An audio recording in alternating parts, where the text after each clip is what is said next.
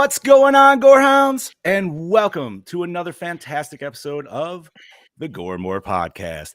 I'm your not so mean fluff mess stream, Big Johnny D, bringing this shit show in as always. However, I do not bring this shit show in alone. And I apologize, but I'm looking like a straight fucking angel at this angelic mess. Like the sun coming in from behind me and this weird, like, foggiest mixture going on in the.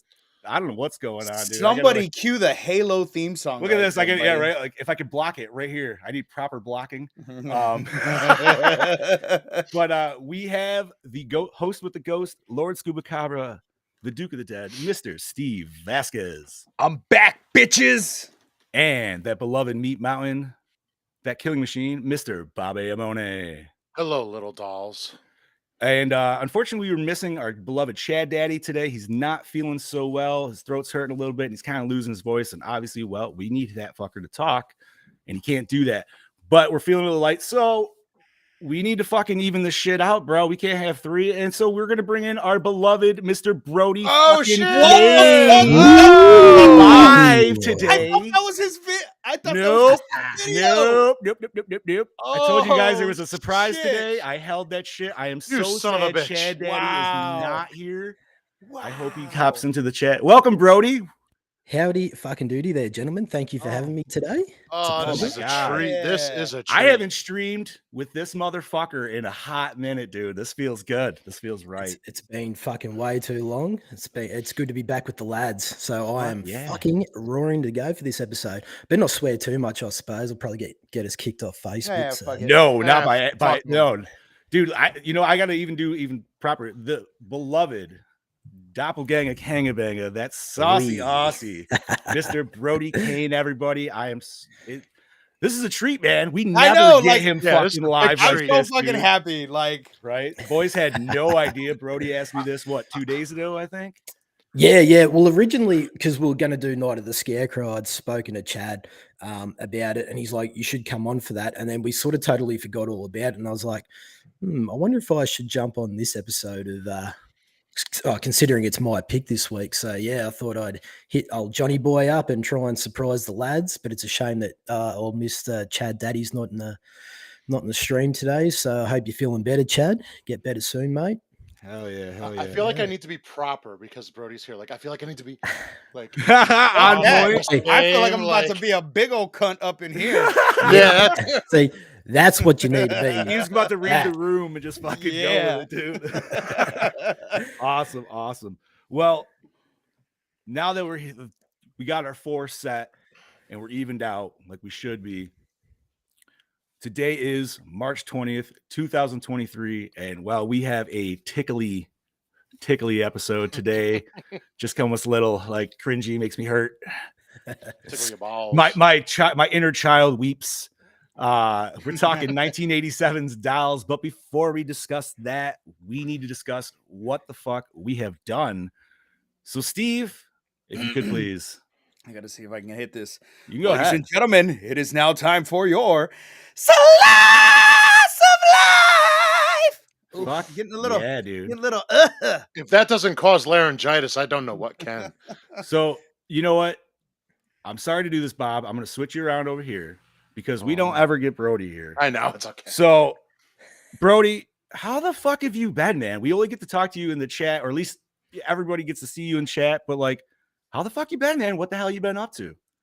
Not entirely much, mate. I think the last time I actually spoke to you on a podcast was when I was living in Western Australia. So since then, I've moved back to the east side of Australia. I'm living in Victoria, in my hometown at the moment. Just back working with the old man, giving him a bit of a hand painting, slapping on some paint, and it's not the best, but it definitely pays the bills. So, hey man, that's what it's all about. Absolutely, yeah. But other than that, no, just been buying a shit ton of Blu-rays, just wasting all that money. Obviously, what I sent in the group chat the other day, I bought Puppet Master 3, Jacob's Ladder, and The Beast Within, which I'm super excited to see. I've never seen that film before. There was a transformation scene in it that just really sold me on it, and I was like, I definitely have to have it. And And the fact that it was like an Australian director as well, I was like, well, that's a given. I'm going to be a little bit biased about that and get it. But yeah, no, other than that, just been working flat out, trying to save money, 2 steps forward, 4 steps back as always. That's Pod Boss. He didn't change his Yeah, name. I was gonna say I knew as soon as I heard that whoop, I was like, "Oh, what's up, boss man?" I hope he likes the movie. Yes, I'll have to buy him that. So yeah, other than that, yeah, nothing else much. Just trying to keep creative. I finally had today off, so it was a good opportunity for me to jump on today. Yeah. Dude. Oh, I'm just very happy you can, man. Like that was when you threw me that curveball the other day. I was like, when you were at like, yo, man, would you think the guys would mind? I'm like, why are you even fucking asking that? No, God, no, You're please. just like, yo, bro, I'm free. Let me in. Yes, absolutely. Even if it's all of us, fucking anytime, man. Fucking yo, man, this thing can hold up to 10 heads. Yeah. So we good. You can make it work. Party up in here. I like it indeed. Oh, actually, a really interesting, just a really quick thing. I had a conversation with this practical effects designer, Tom Devlin. I don't know if you've heard of him. Yes. Yeah, he works on a lot of these type of films like Full Moon and that. And he was selling on Instagram like a screen used Blade puppet from the Puppet Master series. Really? And I was like, I need this, but at the same time, I need my money as well. So it was so hard because I hit TJ up, the boss man himself. Shout out to the boss man. And I'm like, dude, what would you do if you're in my situation? And thank fuck he sort of guided me because I would have easily spent all this money on it. And he's like, dude, have you seen the movie? And I'm like, no. And he goes, so you might not even like the movie, but it's the fact that you own a screen used Blade puppet. And I was like, yeah. So what do you fucking do? What would you do? Fair. Yeah. I mean, dude, I'm not going to, I barely buy shit that I like. So like, I would really have to be into it. Like I'd probably be on boss man's turn for that one. But absolutely, yeah. Thank God he guided me in that direction. Otherwise, I'd be like a couple of thousand down. I was almost going to ask you. I was like, how bad would it have been? But it was pretty damaging. And like, if you really want to see it, you can go on YouTube and look at it. There's videos of it in his like haunted museum that he's got there, and I think it's in Hollywood somewhere or Vegas. But yeah. But if it was Torch from like Puppet Master 2, I'd probably just blow like 20 grand easy on that shit. Yeah, fuck yeah. If I had that. That's a really good question though. Like what would it take and how much would you spend on a movie prop? Like what would the movie prop have to be? And what would be the you know what I mean? Like it'd be tough. Yeah, it was a tough one. Like, yeah, and TJ, yeah, you're right. Not Torch, not even a question. Hands down, bang, gone. All me money deceased. Rest in peace, bank account. So, other than that, guys, I won't bore you too much. But yeah, who do I go to next here? You can go to the Meat Mountain. I might go down to the Mr. Bobby Amoni. How you been, mate? Okay, well, I actually this weekend was also at another con in Pennsylvania. Sure. Oh, nice. Where was that at? It was in Gettysburg. My fucking internet is just starting to die. Yeah, you just hit yellow as soon as it was tagged in. Go to Steve. When mine comes back, I'll do it. Go to Steve. All right. Mr. Vasquez. Well, I was on vacation all last week, which is one of the great things of working for the school district is you get vacation when the kids get vacation. So I was on spring break. Went to go visit my mom, which is why I tried to be here last week. I thought I had all the kinks worked out because usually when I go see her, something always happens and I'm not able to be here. But I took my tablet, took my hotspot, ready to go. And yeah, none of the shit fucking worked. So I was on for as much as I could be on for like the first 2 minutes. And, but just spent some time with my mom and then hung out here at home with the girlfriend and worked. And for the first time ever, and I don't know if it's just I'm becoming an adult, a responsible adult, or what the fuck is going on, I did not get shit-faced wasted on St. Patty's Day. I was a little disappointed in myself, but I was glad I didn't wake up with a hangover the next day. We continued it's like a 2-day celebration that we do at the bar every St. Patty's Day. We have like double party and, it was going good on Saturday. going good on Saturday. My kid had to work at the bar Saturday during the day, and he texts me, Dad, somebody shit themselves at the bar. And I'm like, what? He's all, someone shit themselves. And I'm like, what do you fucking mean? Like, he's like, somebody was sitting at the bar, a turd rolled down their pant leg. No, it was diarrhea. Oh, it was diarrhea. So I love the fucking throw-in from Here's the that side, dude. so I was told that the dude, it rolled down his leg. He got up from the bar stool, stepped in it, almost fell, walked outside, dripping Like a shit. banana peel? Yes, dripping shit all on the carpet as he walked outside. Then tried to go back inside the fucking bar to finish his beer, and they were acting like he didn't shit Fuck himself. off, dude. Yeah, and so they were Oh. like, no, bro, like you gotta go, like you cannot fucking be. Cleared out the entire fucking bar, ruined the second day of the celebration because nobody wanted to go to the bar where the guy just fucking shit himself. So Yeah, it right. fucked everybody, fucking Who fucked would've everybody thought? over. I didn't have to go to work until like 8:30 that night. So this happened to probably around 4:00. So they get the cleaning lady out there to clean the bar. Damien comes home from break because he's working a double that day. We live right down the street from the bar. It's literally like a minute away. And he's like, you can still smell it, Dad. You can still smell it. And I'm like, God damn it. And that's one thing. Like, I don't do doo-doo smell and I don't do throw up. I can't. So I get to Which work. one's worse? For me, Yeah. doo-doo smells worse. I think I agree, honestly. I How are you going to go when the baby comes? Okay, so that's different. Ooh. Like with the baby, that's completely different. Yeah. For the most part. But like adult doo-doo smell, I can't fucking do it. Yep. Yeah. And so I get to the bar and I'm like, fuck, man, is the bar gonna smell like shit? I walk in and honestly, it didn't. Okay, it didn't. But when I got to my DJ booth, I guess it was just like a psychological thing. I was like, I can fucking smell it. I'm getting whiffs of doo-doo. Like, this is fucking gross. And it just poop particles ruined. in the air. It just ruined my entire fucking night. I was literally in a shitty mood all fucking night because some dude Because somebody shit in the shit bar. in the fucking bar. Yeah. So It would have been like following Pac-Man around. It would have been these little truckets of shit yes, walking yes. around the bar. Yeah. No good, mate. So then yesterday, the girlfriend and I took a day trip to San Antonio. We had to go pick up her boys. They spent spring break with their dad, so we had to go pick up her sons. And we stopped off at this giant flea market they have called Traders Village, and I got some really cool shit. And if you guys give me 2 seconds, I will show everybody the coolest thing I fucking got. So talk amongst yourselves. I'll be. You right know back. what? Do that. Go ahead, because I know he's probably not going to talk about it, but I will.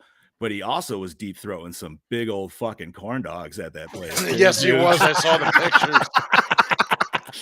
Well, Steve likes all the fixins on his corn dogs. What? Oh, the yeah, that That was so cool is to see. badass. All right, for you audio listeners wondering what the fuck we're gaping about right now. That is what is that? The Batman Who Laughs, I believe is Yes. the appropriate name.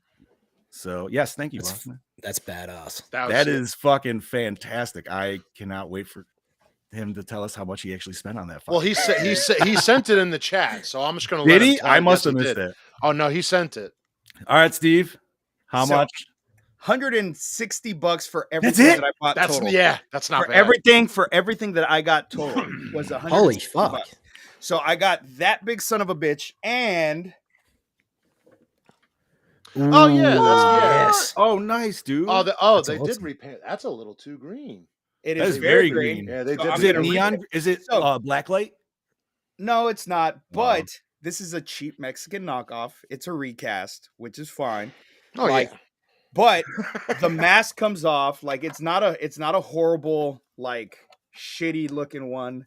So I got this man. bad boy too. You And can always repaint that shit, dude. Yeah. Yeah, I mean, and I set him there with all my other 18-inch figures, and he fits perfect. So yeah, that was my Nice. weekend. What about you, Bobby? Okay, now that my internet is working, I was at Creature Feature in Gettysburg this weekend. I went with a couple of friends of mine. We were actually there mainly to meet Doug Jones, which I did.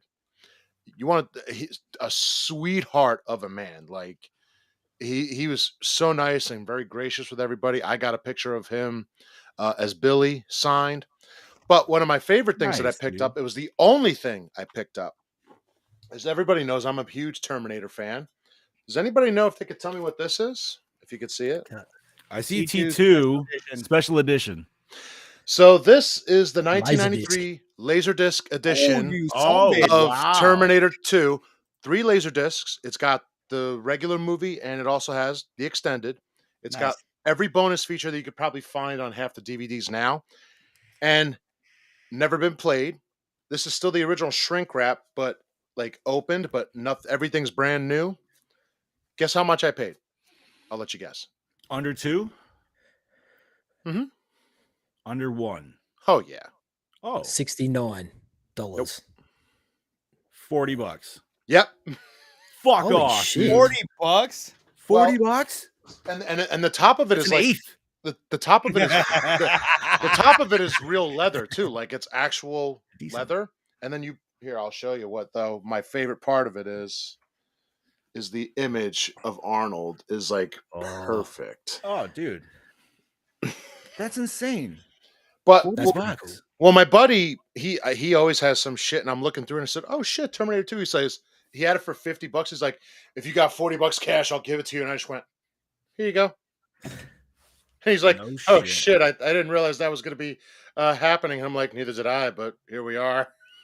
Right? Dude, like that's not even like that's one of those ones where it's like, yeah, I don't have to think about that. That's just going to happen. And that is true. Last time TJ was at a con, we were laser disc hunting. Well, my buddy now is going to start carrying him, TJ. So we'll have to do the Gettysburg one again and go take a look because he's going to get more. But I also got a few DVDs in today from Shout Factory. I got Dead Silence Ooh. and The Exorcist 3. God damn. Nice. And they came with the posters and everything. Beware the stare of Mary Shaw. Thank you, That's Mr. one of Bowser. Thank that's you one of- indeed. One of my favorite movies ever is Exorcist 3. Absolutely. 2 good pickups there, Bobby. I will fucking admit that. Exorcist 3 is super highly fucking underrated. Oh, yes. I I still have stand yet by- to watch it, dude, and I need to watch it. Yes, you need to. I will honestly Do I argue with have to anyone watch that the it's second better. one? No, the second one, put it this way. The first movie and the third movie are the sequels. The second one, we don't talk about that. Yeah, that's dog shit. Yes. No, it's horrible. But It's like, bad. But like, I don't have to watch it to No, you understand don't. anything. Okay. No. You need to watch the first one and 3. Yeah. Like The that's first that's one's it. happened, obviously. That's always a checklist. Yeah. But, okay. So yeah, I did that. Sunday I was hanging out with my girlfriend, chilled out with her family. We had breakfast and dinner and everything. And then we actually got to watch this movie, which we're excited to talk about because we had a fun ride watching it, but we're going to save that until this guy above me tells us about his. Hell yeah, dude. All that good stuff. So let's see. I had a little fun this weekend. I tortured myself a little bit this weekend. It was a whole fucking good shebang, you know what I mean? I enjoyed myself because even before Brody's presence, when he said he was going to be here, I was like, you know what? I'm going to watch 2021's Mortal Kombat because I want to see Brody anyways. And so I watched that while playing fucking MK11 on my Switch the whole time, and that just felt really good. And then we were supposed to do a double date on Saturday night with a couple, and we were gonna go see Scream 6, which I was like, whatever, I guess. Honest opinion. So, well, here's the thing. I haven't watched a Scream since Scream 2, and Scream 2 was fucking garbage, in my opinion. Looking at you, lunch singing scene. But I was like, do I have to really fucking watch all these to understand this shit? And then so I was talking to a buddy, and he's like, dude, just watch 5. Watch 5, and then you'll be set up for 6. And I was like, okay, whatever. So I put myself through 5 on Friday night. I don't get this series. I know, I hate it, dude. I don't care. And then I watched 6. 6 was better in my opinion. It's still like, I don't know, man. I could go on a whole like 20-minute rant right now, and I really don't want to break up that amount of time. But like, needless to say, dude, like, okay, it's cooler that like the weapon selection's starting to broaden a scotch, and I feel like that's one thing Scream needs to do. Like, you can only watch so many people get excessively stabbed with a buck knife, dude. Like, Yeah. ooh. And then half of them fucking survive all the time. So what the fuck is the point? Like, you know what I mean? Like, okay, Yeah. like I came to see some crazy over the top fucking kills, dude. That is just makes me like question like why the fuck I'm even watching this. And I don't get that with Scream. Not to mention, I hate the fucking overly convoluted monologues at the end. I know it's the whole staple of the thing, but fuck, dude, it pisses me off and annoys me to no fucking end. And thirdly, as a cosplayer, I'll say I fucking hate Ghostface. You know why I hate Ghostface? Because it's such a simple fucking costume that there's nothing to it. And no matter what level of detail you buy or level of good shit, it all looks like you walked out of a Dollar General for $20. Hey, on that note, all I'm gonna say is, yeah, Mania was filled with it. Oh, I know it was, dude. It's the new Harley Quinn, bro. Absolutely. And I also, just on my little rant, I will never understand the love affair with Ghostface. I never will. Yeah, dude. Okay, so like six brought some more gore. Okay, Okay. I'll give you good points. Cold open, awesome. Really enjoyed that. Bodega scene that you get in the trailer, possibly the best scene in the movie. It sucks that they give you in the trailer, but they knew exactly what to give you to draw you in. And then, like I said, the gore. I guess like the gore. I like the scene where she does what she does and then starts cutting that fucking dude. The way she was slicing him.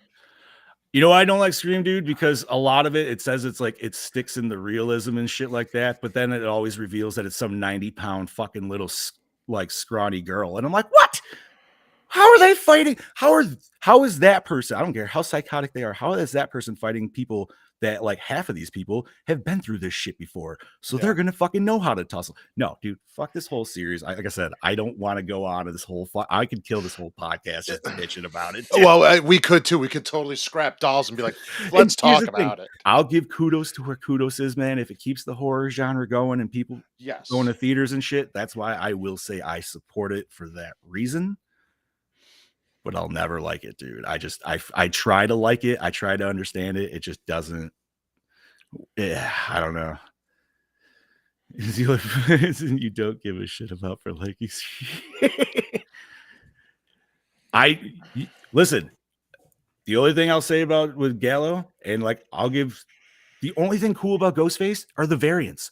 And that's nothing to do with the fucking movie. It's video games and it's people's like own concepts and shit like that. And they're all way cooler than OG Ghostface. So I want the stab movies. Yeah, Thank you. I would take those in a fucking heartbeat, bro. Give me that shit. Give me flamethrowers and in space and fucking like chromes. Yeah, dude, all the way. Anyways. Yeah. So watch that, dude. And then I was like, yeah, whatever. And then I watched this movie, which was great because I haven't watched this movie in probably 15 fucking years. And yeah, I'm ready to talk about it fucking now. And that is 1987's Dolls, which is Brody's pick. Brody, you got the show notes, buddy? I do actually. Yep. I've got them up right now. You want to give us that sweet plot rundown? Absolutely. So, is that precocious? Fuck me. I've already fucked it. It is precocious. No, you're on point, dude. Rightio. So we got a pregoat. Chad Daddy had to throw in a fucking $5 word right in the beginning. Fuck you, Chad. I just pulled a Bobby. Thank you. A precocious girl, her nasty parents, two punk rock losers, and a weak-kneed salesman inadvertently become the guests of two ghoulish senior citizens in their dark, haunted mansion.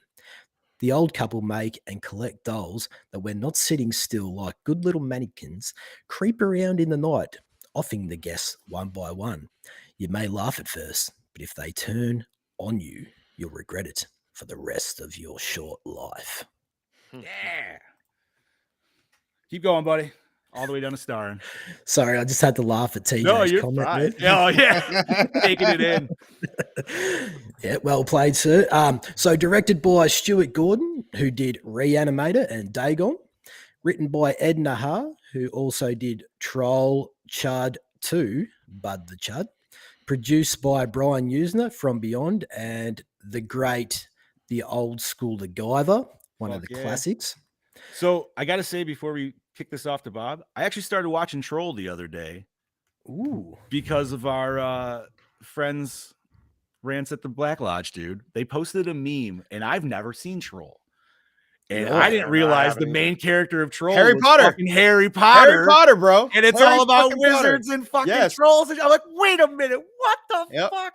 I feel like I've been lied to my whole life. And that shit came on right after Dolls. And I was like, I'm gonna start watching this. I probably got about a half hour into it, dude. I'm gonna continue it, but Wait, is this the new one or the old one? So I didn't know they even remade it, but no, this is the old one, 1986 Troll, dude. Oh, yeah, with Sonny fucking Bono. Well, it's funny because, I'll get into the additional information later, but that was filming at the same time as this, like literally on 2 different sound stages, Troll nice. and Dolls. So, yeah, sorry. Hell yeah. All right, Bobby. Give All us right. one sweet run that cast. All right, let me say a prayer. Fuck this shit up somehow.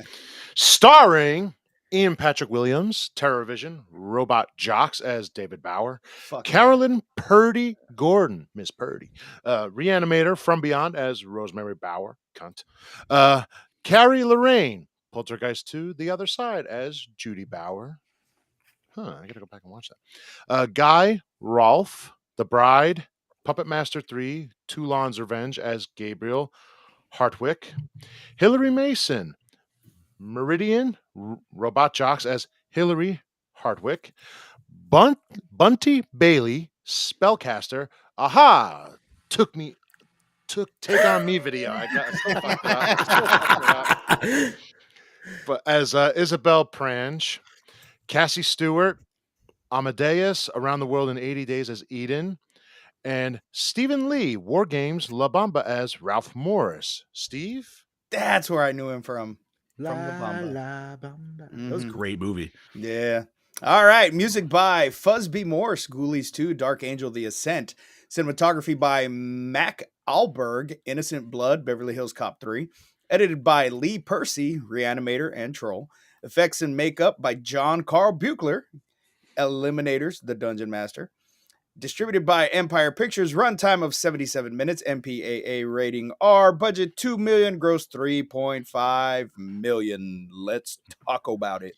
First watch for me. This was a first. First watch. That's awesome.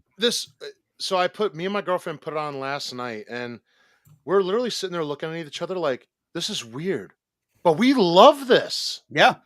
Like it was a good kooky. Like it was a good kooky movie that we enjoyed so much. This was DKB's pick. So thank you for that. Absolutely. Thank you, buddy. Let me ask you, why'd you want to throw this one on there? I think at the moment when you actually sent me, or when Chad was like, pick your films for this season, I think I might have actually been watching Dolls at the time, and I was like, you know what, I might actually chuck this on the list because not only is it like a short run time, but it's a nice, short, neat little package. I think it's enjoyable from start to finish. I love how it works really well with the runtime. Like this film could have been drawn out so much further with long, boring shots, but they quickly paced it, which was so much like the editing in this was fantastic to how they were able to cut that down and minimize it to make it and get to the point.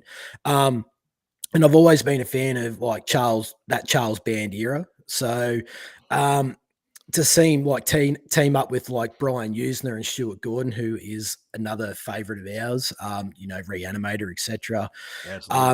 It definitely makes this film better for me. I just love the whole idea and the premise behind this. How these dolls were actually once like people and stuff, and how they were able to really work with it. And also, I like how that Charles Band actually had the poster made, and then they just sort of based this premise and idea around the poster. Like there was no story for it at all. Really? And then so Charles Band actually released the poster and gave it to like someone, and then they went off and wrote this script based around that. I love everything about it. It's got what I want in a horror movie. It's got that gothic aesthetic about it, the haunted house vibes with body horror. It's cool. I'm so glad you mentioned the gothic aesthetic because that's one thing I definitely wanted to talk about because I love not only on the house, but just our main like owners, like how Yeah, they're the old dressed. people. Yes. Like I'm just Yeah. like I even said that to the wife, like in the first 5 minutes we meet. I'm like, man, I'm not gonna lie. I'm like, can we dress like this when we're older? Because I'm really kind of digging this. Yeah, dude. Like, yeah. I'm cool with being eccentric and fucking weird, man. And like, Like You the got to do husband, witchcraft though. I'm yes, fine with that, dude. but like the husband was so like I don't know. He seemed like just cool. I don't know why. The wife was a little weird, but at the same time, I'm looking at them like they're fucking happy, like, and they're about to make themselves even happier with what they're about to do. So, did you guys notice in the first couple scenes with the old man, his hair kept flipping depending on Yes. like the scene? When Yeah. he first comes in, it looks like his hair, like he just stuck his finger in a light socket, dude. His hair is fucking all like, I wish it was like that the whole time. But then as soon as they come in from the doorway, it's nice and like combed over. And I'm like, wait a minute. Why's he got this Mr. Rogers hair going on right now? And then like Raft. all of a sudden, like it kicks to a different scene and it's like that again. And then it goes back. And I was like, I don't know what's going on here, dude, but I'm digging it. But this movie, like, oh my god, like the characters are really easy. Obviously, all the other characters besides the two that you are supposed to actually like, they mark them perfectly as Oh, yeah. douchebags. Yes. Everybody's a douche in here except for our four like main characters. Yeah, Yes. our little girl was Ralph. Ralph. and yeah. then obviously, yeah, even the toy maker and his wife, like they're Who we find out are a fucking witch and a warlock at the end of Yeah. like they're still not as horrible as the fucking No. stepmom and the piece of shit dad. no, they no, like they obviously set up a trap where everybody like fucking barrels their car in and shit, Yeah. as we see right at the, which I love the end credits of that. It's just them peeling out and then here we go again. I wish Like, it you know was something? sequel. It honestly feels like they're literally doing a lot of people a favor with what they're doing. Yeah, Well, 'cause they're if getting- it's They're all just taking it douchebags, trash. that's That's- that, yeah. yeah. it's vigilante justice. That's all they're doing is vigilante Done justice. in a not so vigilante way, but Yeah. in a nice quiet way. And you know, this movie could have easily been an episode of Are You Afraid of the Dark with Or just Twilight small Zone. edits. You know what I mean? Oh yeah. I mean, dude, one of the parts that always still get me, even though like, it's stop motion and shit, so whatever, but if you still just thought about it, if that was happening, is when they're like sawing that chick's ankle, dude. Yeah. Oh, Like yeah. instantaneously God. fast. I'm like, what the fuck, man? This shit's getting like torture porn shit like real quick. Yeah. It was justified though, because she was an absolute bitch. Oh, bro, you can Um, say, man, she was a cunt. Like that's Oh, Yeah, she was a cop. Well, I'm glad you said that, not No. me. But do you know what I actually really also appreciate about it is the fact that it's a little bit of a twist on the good versus bad. They're actually anti-heroes of the story, and I like how they're able to use that in this. Like, Yeah. you actually sympathize with the villains, or like, well, they're not even villains. The real villains is the mum and dad and these other guests that stay there other than Ralph. And I like how they're able to sort of play that and make you really hate those fucking characters. So when you see Peach's ankle getting like hacked at, yeah, Oh, dude. it's so good. That whole scene used to terrify me as a child, Yeah. man. Like Oh, when you see that shit under the bed, and then as soon as I'm like, oh nope. That was just This movie had me terrified of fucking porcelain dolls for I don't know how long. I would go to my aunt's house and I would not want to go to my cousin's room because she had fucking room full of porcelain dolls. And this movie is what fucking gave me that phobia. Now it's cool, but as a kid, those motherfuckers were alive. bro. I know they were alive. My mom too. My aunts, my great aunts and shit. Oh, fucking hated it, dude. I was the only one probably that did not have that. No, No. I mean, not I had this one. motherfucker, which he never bothered me, but he freaked everybody else out, dude. Yeah. So- Well, I have three porcelain dolls in my haunted cabinet. I was gonna get them out, but I just left them in there. But there are 3 of them in there, right there. nice, dude. I know for the father, like at first when he was douchey, I'm like, I have a feeling he's gonna have like a little redemption at some point. Well, to yeah, be and like, I was hoping for that too Yeah. because granted, I had already seen it before, but for somebody who doesn't watch it, you think, maybe he's just being a cunt because his wife's he's trying to being a impress cunt. his wife. He wants to keep Yeah. his wife happy. So, he's kind of being a dick to his daughter, but he's going to, he'll redeem himself. Yeah. Fuck that motherfucker. No, Yeah. that dude I think is worse than she is, man. I Well, think, yeah, I mean, yeah, that was his. Yeah. That's her- her blood daughter. He is a Karen. He's a fucking Karen to his own daughter. No, dude. And I don't know. Like he was about to backhand his fucking. That's true, he 6-year-old, man. was. Like Yeah. what the fuck, bro? The fuck thing about that is too, like subconsciously deep down inside Judy's mind in that opening scene, she's able to daydream a teddy bear coming to life and tearing her parents apart. Yeah. You know, that's definitely played a huge part on her mental I health. did not even think that was a daydream. I thought that was happening, and she's just like letting it happen. Like, okay. And I would have been okay with that being the Yeah. fucking opening to the movie too. Like that would have been such a great fucking opening. And then she's like, "Oh, Teddy," like it's Oh, just one Teddy. big joke. And Teddy's you know? like, Right? Like, I did you a That's favor. great.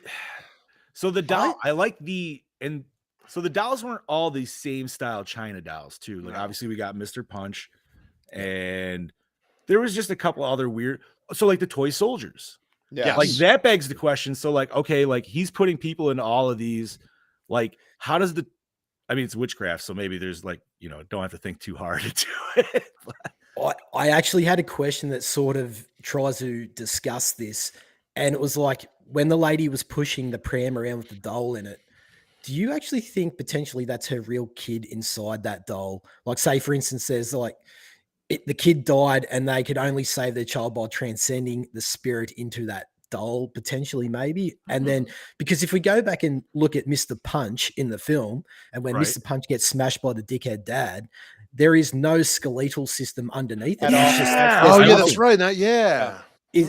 So is he a spirit, and they're able to conjure spirits into the dolls as well as turn people into them, like physically? I think it's probably they could turn maybe good ones into spirits, and maybe the bad ones are the ugly skeletons because they're ugly people.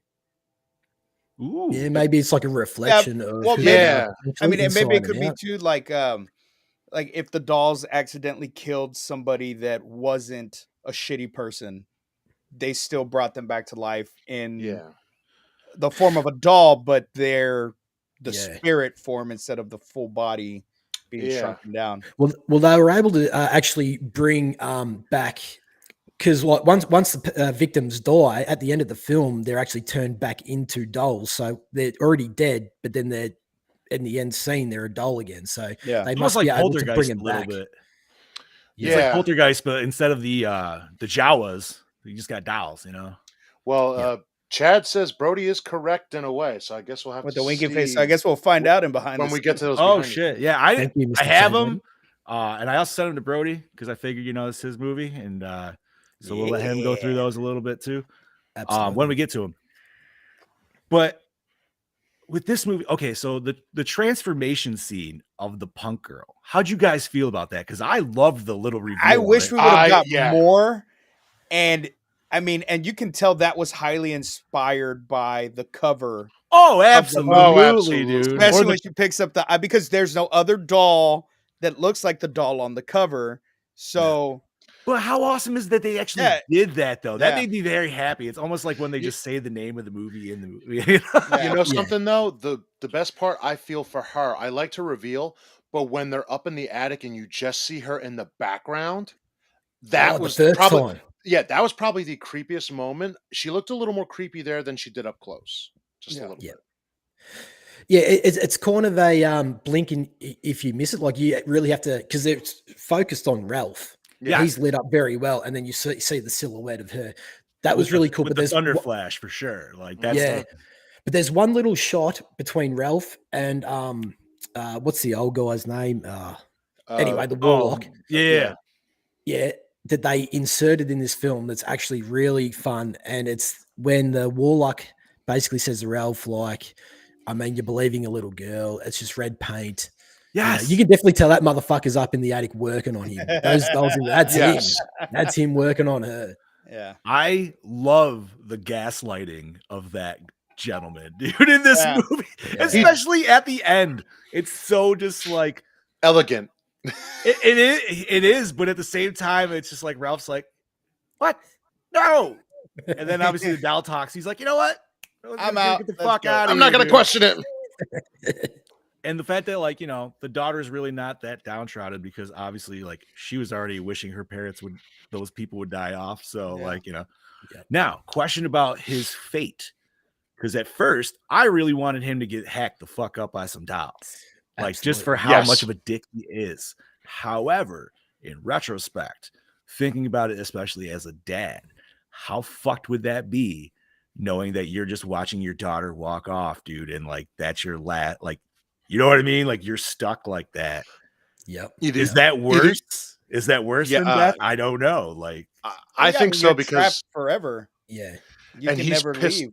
He's pissed off. He can't do anything about it, and he's not going to be the sad type. So yeah, I don't it know. He worked seemed out. very sad when he said goodbye to his daughter in that last spot. Maybe that was So just my long, take, short but- stuff.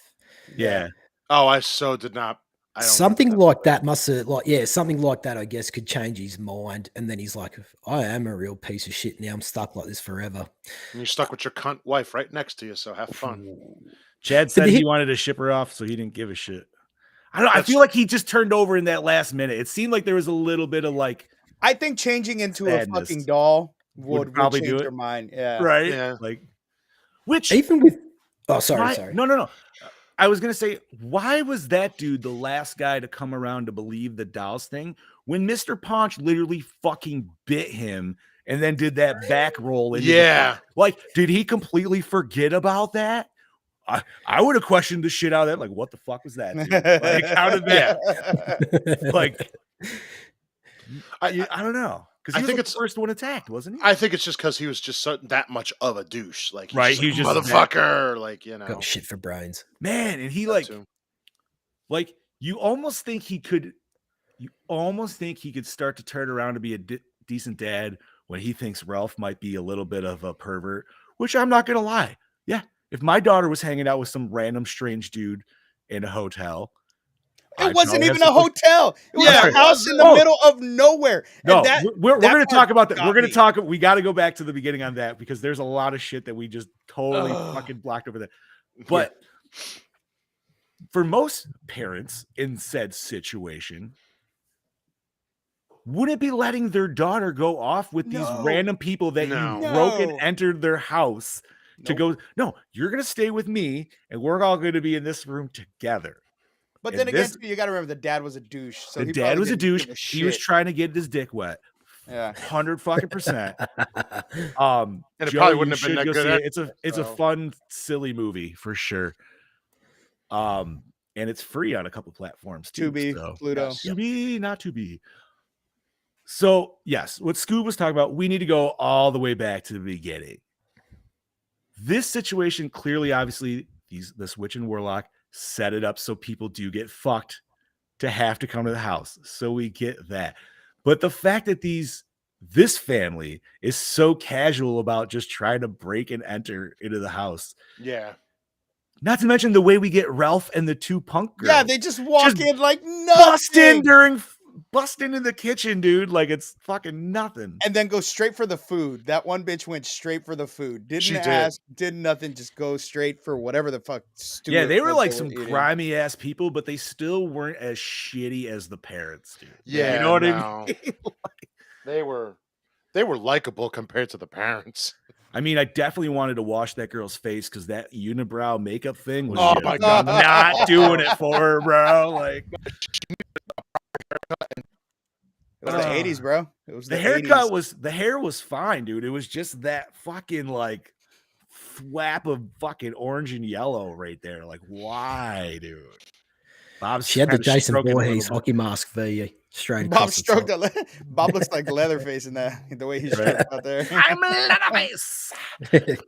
Ah, the goddamn internet. But yeah, so we got. Oh, you know what? Here's a question, and this is not for. I just was wondering because I asked the wife. Now the family didn't technically break anything to enter, so is that still technically a B&E? No, the door was open. So is it trespassing? Is that what they would get It you would for be at that trespassing. point? Okay, Yeah, it would be trespassing. I was just kind of wondering because But in the state of Texas, you'd still get shot. Yeah. where was this at? Where did this England. take place? They're in England? somewhere in England. Yeah. Oh, it had to be. Yeah, everybody's driving on different side of the road. Which I'll what take the fuck road were they over on, dude? unibrow. It didn't even look like there was a fucking There was road. a It was just dirt trail, dude. Well, yeah, that makes me kind of wonder. Like, even the road. Well, the road Shut your that mouth, goes Chad around Daddy. to where they got caught. That's a fucking field to begin with. And yeah, shut up, Chad. That is not true. Mia Goth is is a a beautiful woman. So, like, which begs the question, like, unless that is maybe that's just roads in English countryside. I mean, I know like in Ireland and shit, they're little singular dirt roads and stuff, but like where those girls were just partying on the side of the road, they're literally in a field at that point. Like, Yeah, how they did were they in get the there? woods nowhere. Why are like, they yeah. there? I have so many more questions to the lead up of these people that show up, but that's not what this movie's about, dude. No, it's not. Oh man, like honestly, I'm sad. Like this could almost be. What did you say, Scoobs? What was the? Are You Afraid of the Dark? Yeah. Yeah. Where like honestly, I would want to just continue it. I'd still want it to go to the second person, or that person that was in the credits. You'd see them go in, and then flash forward, they're another doll. Like, you know what I mean? Like they didn't get out. Yeah.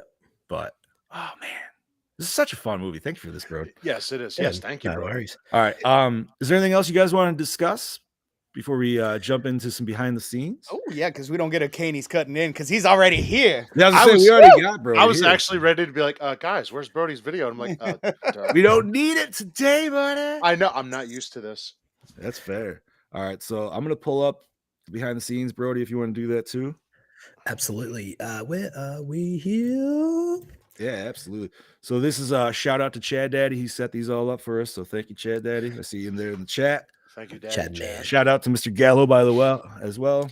Howdy doody. What up, Joe? Hell yeah. All right.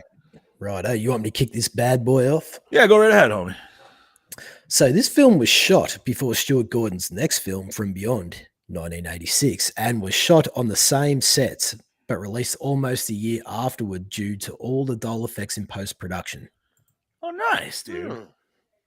Cheap. From Beyond's a great fucking movie. Yes, it is. Underrated. So, go ahead, bud. Oh, no, I was just going to say the next one, if you've got nothing to... So, yeah, the whispering sounds of the dolls were done by a group of Stuart Gordon's friends and family, including his friends and his wife, Carolyn Purdy Gordon, that plays the bitch. Okay. So, Oh, the whispering voices, right down in there, Ralph heard him right from the beginning. Yep. Why is he not believing this? Like, I know you don't want to believe the little girl because, like, the whole adult thing, but it's like, bro, you heard him. You fucking heard him. Like, Yeah, but it's one of those things where it's like, nope, I didn't hear it. Nope. yeah. Nope. Yeah, It's but like- you know you did. You Okay, know it's you like- did. It's like when I'm on an investigation and I hear something and I'm like, nope, I didn't hear it. I did not fucking hear it. Nope. Bro, imagine if you heard that shit though on investigation. Oh, dude. I'd fucking little die. fucking like I'd run. little fucking I'd run. laughing I'd be gone. I'd be fucking gone. right. I'd be like, I'm out. See ya. Bro, would be like, go back in there and call him a cunt. Yeah, right. Fucking would. Fucking hey, dude. What else we got, Brody?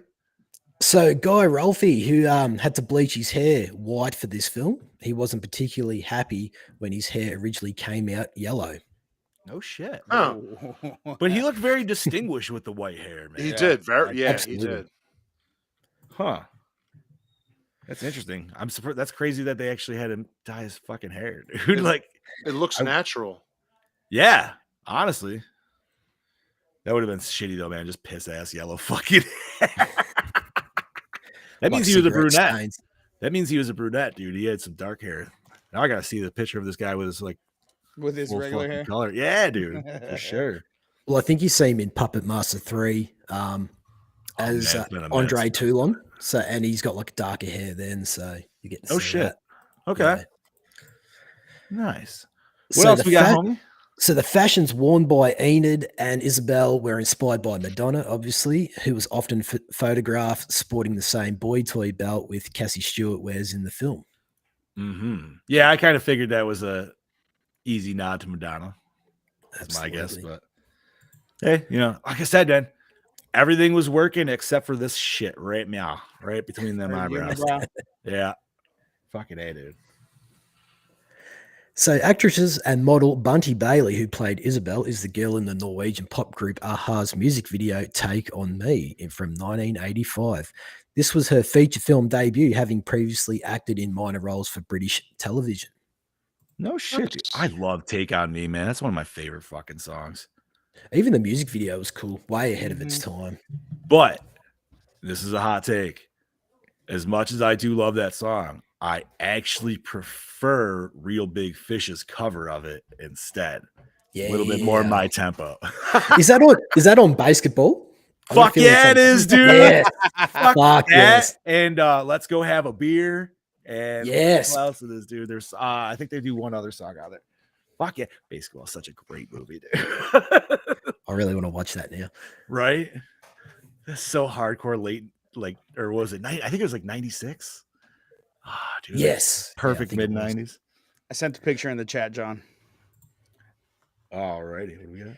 Oh, what else we got, Brody? He is a So- handsome man. God damn.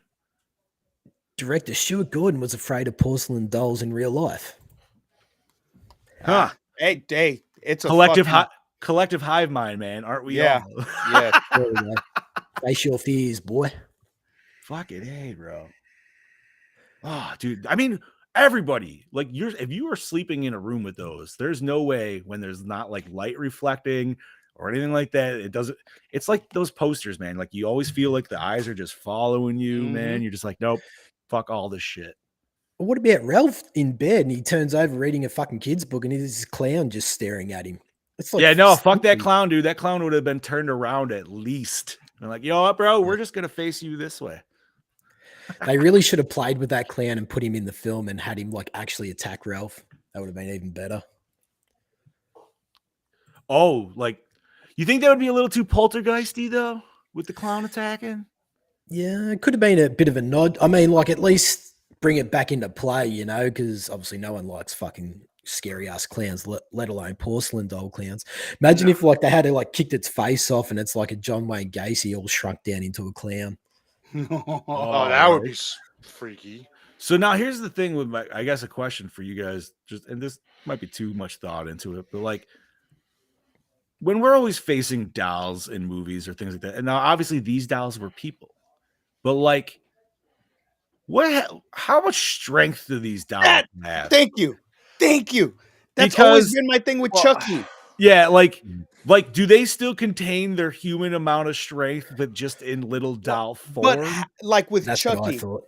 he's fluff in the first movie. He doesn't have any of his muscles and stuff yet. It's voodoo, how the baby. fuck is he so goddamn Voodoo, strong? baby. That's why I look at this movie as this is witchcraft. They get- you know Witchcraft what it has is? all the power. Ant-Man explains it all. You shrink down, you keep your fucking same strength. That's what I'm. Well, that's why. Okay, so that's why I go with this one only because they were people. So you know what I mean. Like even though they Yeah. got shrunk down, they still like have their like normal people strength. That's why they can like. That's why they could grab that Madonna bitch and fucking slam her against the wall fucking 4 times. Yeah, pretty much. But really, who the fuck? I want to know how many fucking dolls it took to make that happen. Let's say at least 2 on each side, if not a few more. I would say a total of 8. Yeah. Yeah. Some legs and I'd say hands. use that bitch as a battering ram. Like, Fuck it. Brody, you were gonna say? Oh, sorry. I like. Oh, just to say what Steve said. I like how they like, after they smash her face and you see her teeth all looking like pianos and shit. When it comes to the dolls, you can actually see it looking like fucking fangs. Like Yeah, they worked dude. as a doll. They never even changed. That was a cool little. Nod. And they go for them like, yeah, man. Especially when they bite. Like a few of them fucking bite these people, man. They take some chunks. Absolutely. Fucking A. What else we got, homie? So the dolls in the film were created with a combination of puppets, marionettes, and stop motion animation and animatronics, which we see in some scenes. Hell yeah. I know there's definitely. a scene where one of the female dolls gets lit on fire and you can see Yeah. the stick It's- real quick. Yeah. Yeah. I love the stop motion of the faces, though. They just Yeah, look the so stop creepy. motion was Yeah. so creepy in this. Like It was fucking awesome. it was very smooth stop motion, like especially for that time. Like it worked so good. And even though it wasn't the best stop motion that they probably could have given us, it just made it that much more creepier. Yes. Yep. I don't know for you Absolutely. guys, but specifically for me, when at least you see that, and maybe that was some more animatronics, but it was the eyeballs in these things because they gave some of these Yes. some really veiny, fucking creepy looking Yeah. eyes, dude. It's like the adding the veins to the eyes. I think honestly, that's all it was. Where I'm like, oh, that just doesn't look right at all, dude. Yeah. I don't know why, but the cowboy one always freaked me the fuck out the most. Yeah, he was He was Like when just he's- fucking- yeah. like his look was just fucking creepy. Well, this also literally gives you the illusion of when you see dolls, every direction you look at them from, they look like they're looking at you. Yeah. I'm surprised. Well, actually, no, I'm not because this gentleman made all his own dolls. So I already answered my own question because I was like, man, I feel like if it was just old school dolls, there's no way you wouldn't see like what's the old dummy that was the ginger dummy? Like Howdy a doody. ventriloquist. What's that? Howdy doody. Howdy doody. Yeah. Like they're probably close to that cowboy, I guess. Yeah. But yeah, I feel like you would need to see a howdy doody somewhere almost in here. It would fit. That motherfucker was creepy too. Yeah, he was, dude. Right. Brody man, what else we got behind the scenes here? So, actress Carrie Lorraine, who played Judy in the film, only had a previous film credit before this film, which was Poltergeist 2 from '86. Oh shit. Despite being introduced in the film's opening credits, she retired from acting after this film, having no interest in pursuing it as a career and instead pursued a career as a criminal defense lawyer. Oh wow. Good Wow. for her. God damn. Figured that shit out early. It's a My Buddy doll, Chad. What's that? Chad was asking about the doll behind you. He said, "Is it a kid's sister?" And I said, "No, it's a My Buddy." Nope. This is OG, my buddy, dude. Fucking hey, man. This dude's been through a lot. Look at that bowl cut. He's got Right. that Edgar cut going on. Fucking hey, he does, dude. That's sleek. You know what? Sad part is I had this cut for the longest time in the 80s, too, dude. I think we've all had that, Mr. Fucking right, dude. fuck. You know what the best part is like, so I sit this on my couch, right? So Yep. when you come in, the back of the couch faces the door down here. So all you see is this every time Fuck at the that. edge of the couch. And my wife's like, I fucking hate that you do that. And I'm like, I know, it's so awesome, dude. Because, like, honestly, man, like, just seeing that, you're just Yeah. like, the fuck is that, dude? Like, no. Do you have one of them Pittsburgh toilets or whatever the fuck you were talking about the other week? So, not in this house. In my old house, I did. Yeah. And it's funny you mentioned that, dude, because, like, it was seriously after that I saw a video explaining it. And I was like, oh, thank you, fucking Facebook algorithm, for listening to me once and, like, give me something I need or wanted. And yeah, it was that video that Steve saw. It was the same fucking one explaining it more. But yeah, it was just literally, dude, you'd walk in and I had like 3 steps to go up into the main house. And then it was the basement steps right there, right? And you would go down and then around the basement steps against the back wall, there was literally a fucking porcelain throne on a fucking like 1 foot block base. Just open in the thing, dude. I remember when I was moving in there before I turned my man cave down there and shit. I was just taking the first deuce down there. I was like, man, I need like an RC car or something, dude. Like, this is cool as fuck, dude. Like, I can just be zipping around. Like, and I eventually just like hung curtains around it to make it like a prop stall because so many people were just like, bro, I can't use that. That's so weird. I'm like, nah, you're fine. I had some other buddies. They were like, that was the most exhilarating poop I've ever done. I'm like, right, dude? It's kind of like that episode of Scrubs where everybody's pooping on the roof and just getting that super like freedom. Like, it's a very like, my wife hated it, dude. She was just like, I hate using that fucking toilet. I fucking hate it. I feel like I'm gonna get murdered every time. Would it echo through there if it hit the water, like or? I mean, it wasn't that big of a basement, God. but it was. So here's the bad part. So like this was in the city, right? So where it was, there was a basement window right here. So it's like, yo, man, if you were in the daytime or even worse at nighttime and you had lights on down there, like let's say somebody was walking up to that door, oh, bro, there's no way you guys aren't making eye contact through the thing. While you shit right there. So obviously that's why curtains had to go up too, Oh shit. because nobody needs that. But, yeah, No. Let's go. but no, now I have a classy Pittsburgh toilet to where it's actually a bathroom with a basement, or at least a half bath. But That's great. fucking A, dude. Sorry, I had to ask because we don't actually Yo. get shit like that down this way. Yeah, no, that's awesome. It was great though, man. Because like if you're in the garage and you're dirty as shit, you just got to go in and like you don't want to take your boots off and everything like that to go through the fucking house. Like, yeah. Go down there. You got the wash sink right over there. Good to go. Wasn't as bad as TJ's story, like he was telling us, where like his was like in the garage where grandma could see him or something like that. Oh, that's even worse. Chad wants to know, do Aussies have basements? Ooh. Honestly, I've only been to one mansion. It was like an old homestead out in the middle of buttfuck nowhere. And it was like had 3 stories and it actually had an underground basement, and it literally went for like, it just went like forever. And that's the only one I've ever been in. So I guess you could say more so of the homesteads than more so like residential areas. Oh my God. I feel like an Aussie basement would be that spider lair in Jesus Harry Christ, Potter. Oh my God, that's pretty much, Right. Chad. oh, Yeah, No shit. So yeah, all right, so it's you and weird. Scoobs have the same plate of basementless. Yeah. yeah. I mean, it makes Well- sense, kind of, depending on where you're at, but it happens. Yeah. you could keep your underground spider layers. Yeah. I love my Wait. basement, dude. I've grown up in basements my whole life, man. Oh yeah, so have I, but the Aussies can keep the underground spider layer. Yeah, right. Fucking A. All right, let's go back behind the scenes here. Where the hell were we at?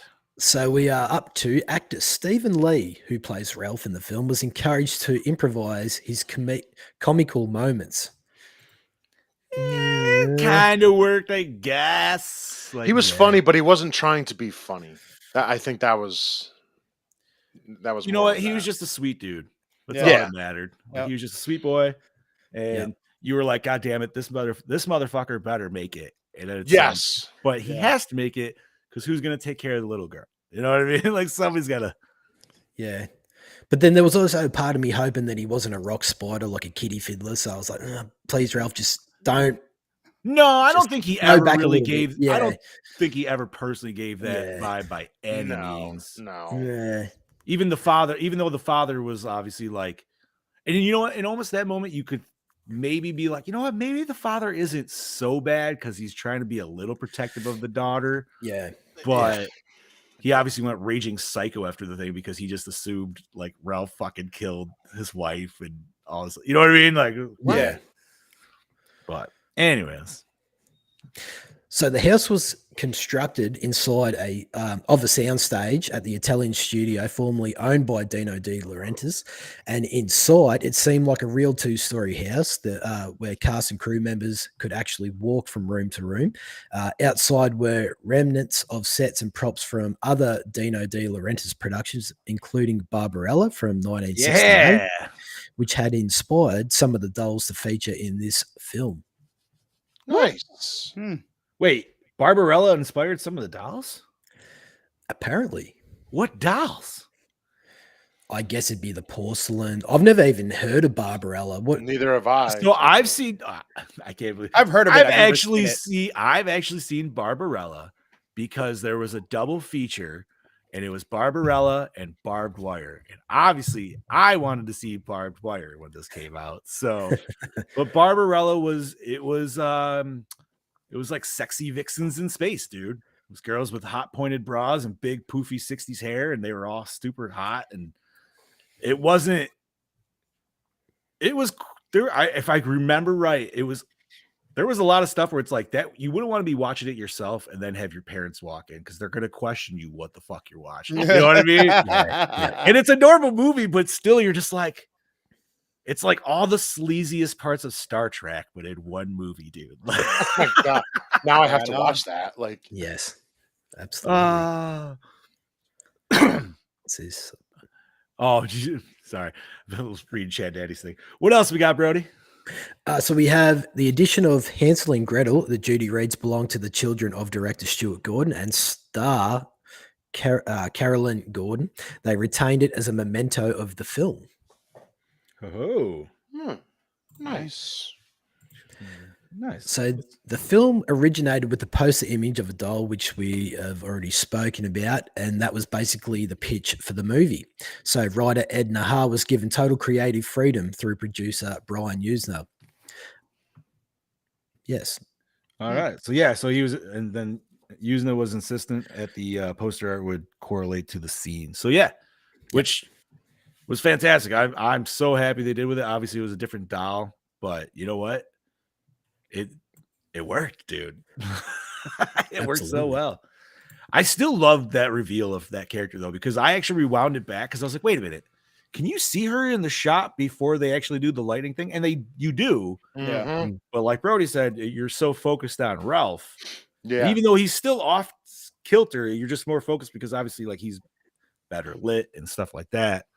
It's just like you But- see this little movement behind him, and it's just like, what the fuck? Oh. Honestly, I think it was the light off. It was the lightning bolt, and it was more the eyeballs I noticed. Yeah. In the, like, Yeah. light up. I was like, what the fuck, dude? Kaylee. Oh, Kaylee, what's up? What's up, Kaylee? Hello. Hell yeah. Okay. So the most difficult shots in the film to accomplish were of the dolls attacking the characters. As the puppeteer's hands and the strings were visible and hard to hide, the cinematographer and editor found creative ways to hide them, which included drawing on the film reel with magic marker and very clever lighting. No Yeah. shit. All All right. right. All right. Interesting. It's not bad, not bad. Right. Yeah. We finally got him on, Kaylee. Oh, there we go. Yes, Kaylee. Right. How are you? So what else we got here? The film was shot on a set in Italy, as it was cheaper to shoot there than in LA, and it avoided the Screen Actors Guild. Oh. Oh. The location had also been littered with props from previous with films like Barbarella and Red Yeah. Sonja. So, Oh yeah. shit, Red Sonja too. You So- know, that's one I've never watched of the Conan series. Was Red Well, it's not Sonja. even. not. Well, it's not even Conan. Yeah, it's not. No, I know, but isn't it kind of in that universe? It is, but he's not Conan. Yeah, he's not Conan, and they never he's talk not? about it. No, the only reason why Schwarzenegger even did that is because he had a picture deal with Dino, and he's like, "You have to do this, and your picture Yeah. deal's done." So who was he in that film? Somebody else. I They forget try- what it. Hold on, let me look it Just up. a big beefy A big man. Conan. I mean, he Yeah, was Conan without being Conan. Pretty Okay. much. Yeah, that's what it was. That's why I always assumed. I'm like, I thought he was always just Conan in it, dude. I guess He's not. Lord. He's Lord Calidor. Yes. There's theories that he changed his name, moved to another town. It's just not Conan. Plain and simple. It's fucking Conan. I don't give a shit. Conan O'Brien. And That's what we're another going with. story. He is Continue, Conan. Brody. So, cigarette smoke was used to create the smoky effects of the dolls being destroyed when their porcelain breaks, which is some of the fucking awesomest shit inside this film. And I'm glad they threw it in there because originally it wasn't in there. Oh, really? Yeah. So when the dolls get broken, there was nothing. They were just meant to be possessed or whatever it was. But then Stuart Gordon was like, "Fuck this! I'm just gonna add this little skeletal system to it. Like a humanoid underneath the porcelain to give it that effect." And I think it's some of the best shit in the film. I reckon, especially when it starts bubbling like a little fucking snail. Yes, Right. it looks great. Now, do we get to see one that's unsheathed in the beginning? Is that what we see with its glowing eyes in the basement? Was that like Yeah, an that was unsheathed weird. Because that was like, yeah, he definitely looked like he was all that like weird, like dark color, like they all were and shit like that, like that green, brown. I don't know what the fuck it was. Hmm. What's But Chad written here? He said he wants you to say skeletal system again. Skeletal system. Am I saying it wrong? that fucking Fuck. works. God damn Yeah, you, yeah. Chad. No, that's cool though, man. Because honestly, that's probably something where they saw it on thing and they're like, it looks good, but it just needs a little something. It can be Yeah. better. Yes. Right, it needs a little bit more cheese on that or something, you know? Yeah. That's the pasta where it's like, yeah, just a pound more, please. Right. I didn't say stop fucking grinding. You know what I mean? Like, It's like, Listen, You yeah, don't keep stop going. till I say stop. that's right. Actually, I just covered it in our next fact here, so I'll skip sweet. that one. The film spent nearly a year in the editing room due to doll effects in post production. Damn. just to make Yeah, sure. I can see that though, dude. Yeah. With all stop motion shit, that takes a Yeah. long time, obviously. Jesus.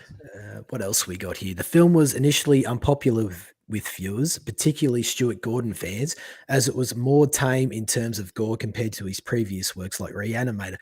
I think it still had fucking decent gore for the premise that we got. Yeah, mean, dude, it some- wasn't Oh bad. Like, yeah, no. the bear I scene was agree. nice and gory, and that's kind of set the pacing for it. It toned it maybe down a little bit, but you still get But some it- nice snail trails of blood and shit. Yeah, But I mean, exactly. how much gore can little dolls really inflict? You Bro, know, they like- were literally yeah. sawing ankles and No, I biting know, and I know, stabbing. but- Like, I mean, that I feel it was good. Like, But they're not going to be Absolutely. bashing brains in and shit, you know?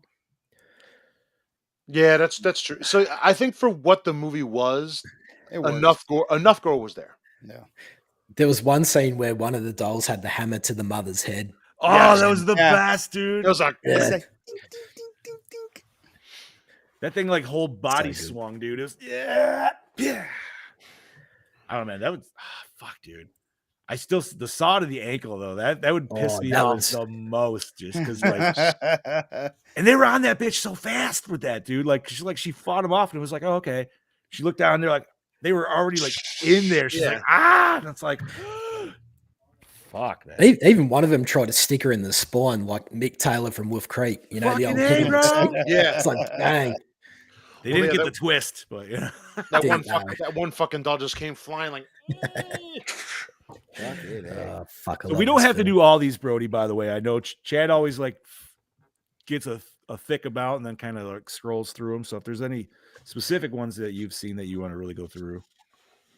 Yeah, I might just sweeten it a little bit, shorten it up a bit. So Stuart Gordon was at one point very interested in directing a sequel to the film. The initial storyline would have followed Judy and Ralph back to Boston after making it out of the mansion alive, where Ralph would have indeed married Judy's mother and they would all become a family. And one day, Judy would receive a box set from England that would contain the toy makers Gabrielle and Hilary as dolls. What? Oh, We need that. Yep. Yes. See, I was expecting I was expecting she would almost get her dad, like Mr. Punch. No. Yeah. But or like the doll makers is dolls. Well, see, this adds to. Oh, sorry. I just want to quickly say this. Yeah. So this adds to the mythology of like them actually possessing their own spirit into dolls. That whole spirit thing. So maybe the wife was going to get sick, and he was like, "Oh, well, I better put you into a doll so you can live forever," type thing. If you know what I mean. It just sort of had me thinking that what I was saying about earlier with the spiritual thing for the dolls with Mr. Punch, because he doesn't have that skeletal system. And, it just sort of, it made me think that adds a little bit more layer to the depth of the mythology of this story that they were able to, for the sequel, put Bro, spirits into dolls. They're full up Mary Shaw, man. Like at that point. Yeah. They're True. that's fucking Yeah. that would have been cool because like Yeah. so she gets the doll makers, but like where do we go from that? You know what I mean? Like do Well- the doll makers like try to possess different humans? Or I even just thought of it instead of her like getting the doll makers. I thought it was they like say passed away and she inherited their house and all those dolls. Like So it's like, Charlie and well- the Chocolate Factory. Yeah. So it's like, so what do you do with all of this? A golden ticket to the shit show. that would suck. That would suck, dude. Like if you inherited a house of evil dolls, but you had to continue on what you were doing to keep the dolls satisfied by like trapping fucking randos there and shit like that. That'd be fucked, dude. Or the end of it all is you have It's like to find if a way somebody to. were to inherit a house that had like a fucking crazy like relative living in the basement. Yeah, right. Texas 3D, baby. Yeah. Oh. thought Don't you worry, the actually- house is fine. I think you're Okay. talking about the boy. Did you ever see that? Oh, I yeah. have not. No, was good. I still I have like to, that one. I still have to watch it. I mean, it wasn't like Wasn't too a bad. great movie, but it was decent. It's not too bad. Interesting. Part What two else was- we got, buddy? What else you want to throw in there if there's anything else? Because Empire Pictures wanted the film to be more like Stuart Gordon's previous film, Reanimator. Additional gore footage was shot for the death of Rosemary. Oh, One shit. shot was filmed where the one doll used a pitchfork to pull out some of her intestines. The footage was eventually scrapped when the filmmakers decided that the scene didn't really fit the tone of the film. Bullshit. Throw it in. I mean, fuck you. Oh, Yes. man. It kind of doesn't, but I want But it. we want it. Yeah, but I want it. Yeah, give it to yeah. Actually, I would disagree because Teddy literally rips off a fucking arm Yeah. in the beginning and fucking mauls the dad in the face, like, and eats him. Yeah.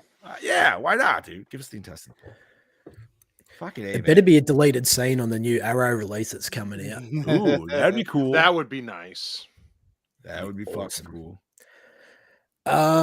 What else we got here? The filmmakers made young Carrie Lorraine watch Bunty Bailey get into makeup for her death scene to ensure that the child wasn't traumatized.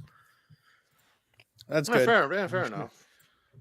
Ooh, here's a good one, dude. If you don't mind, I'll take this one. Yeah, you're right, mate. So the dolls in the film have various different origins explaining their ability to come to life. Mr. Punch and the toy soldiers are controlled by witchcraft magic of Gabriel and Hillary.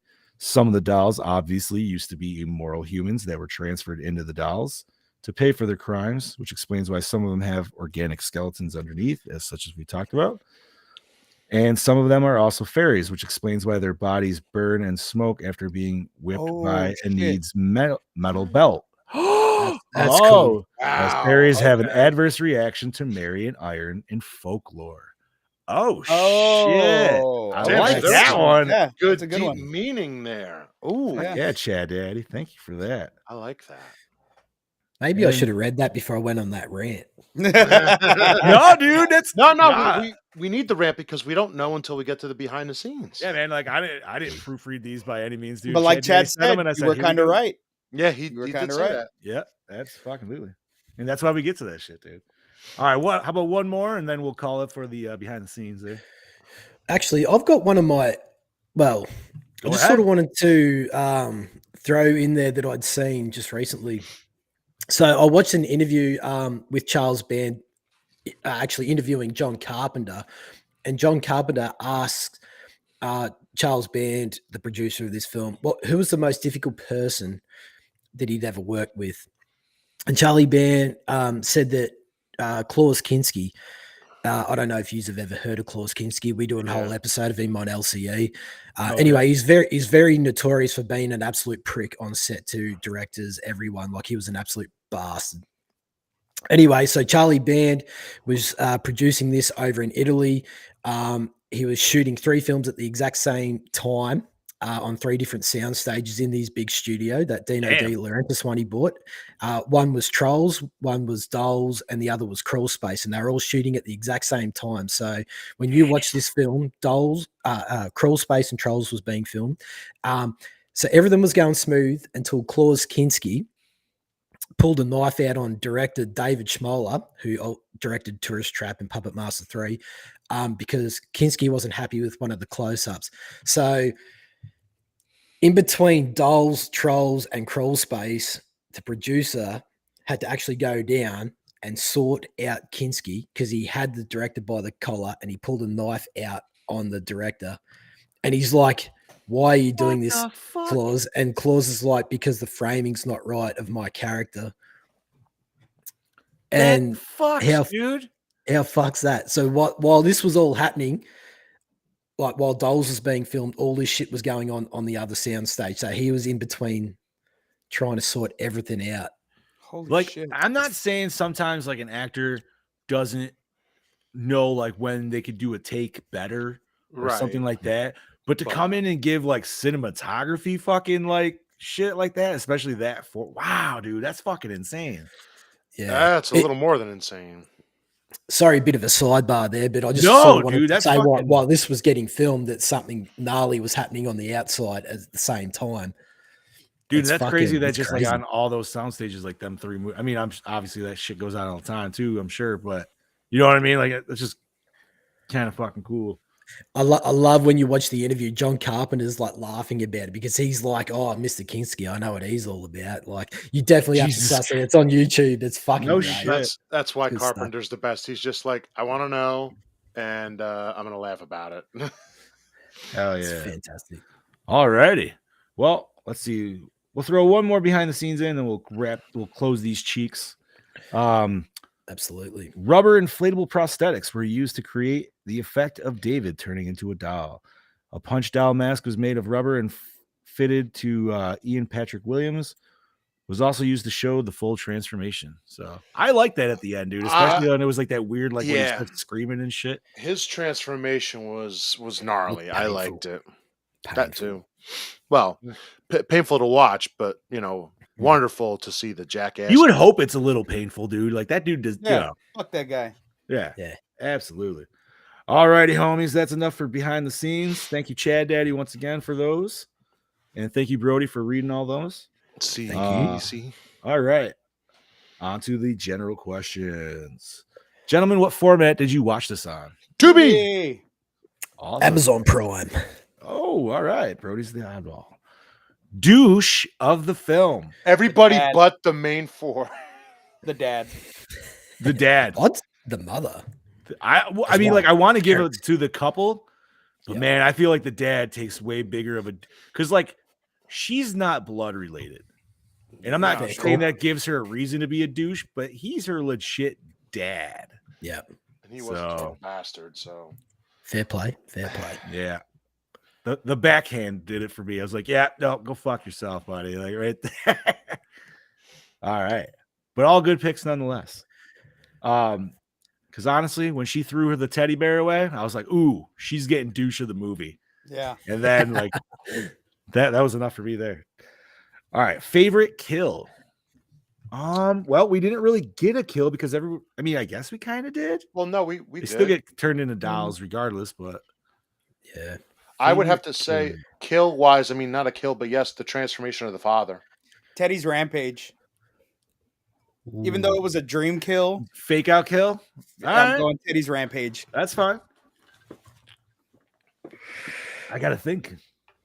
I mean, honestly, I have to go with I don't know if she really. I can't remember how she like died, but I want to at least go the full attack on the stepmom. I guess if that counts. I don't know.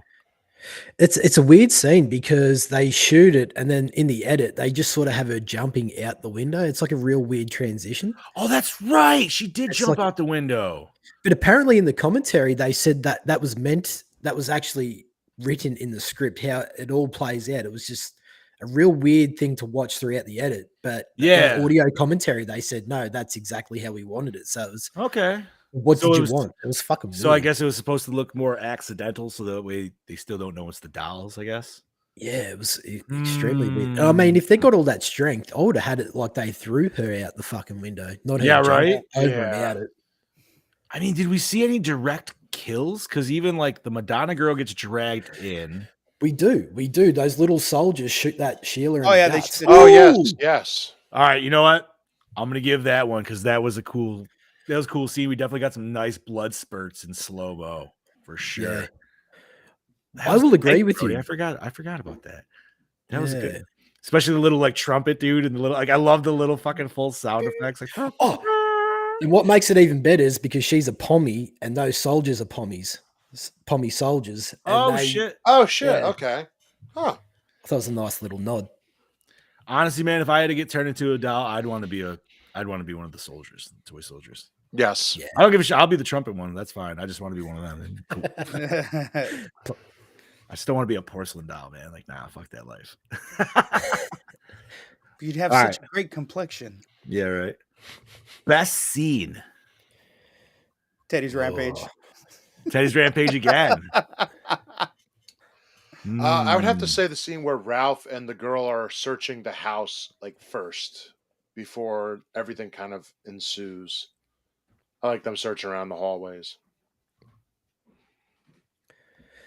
I think I'm gonna go with Unibrow sneaking around because that's when we get the real good setup of the dolls just starting to fuck with her, like with the music box. Like, I like that a lot. Those dolls are really creepy. And then obviously you get the fucking battering ram scene, which is great because like it's this weird POV, but you still don't see the dolls yet, which is kind of nice. And then she gets dragged away, leaving the snail trail, which personally I always love a good bloody snail trail. Yeah, I'm gonna go with that one. I think I'm gonna have to go with that.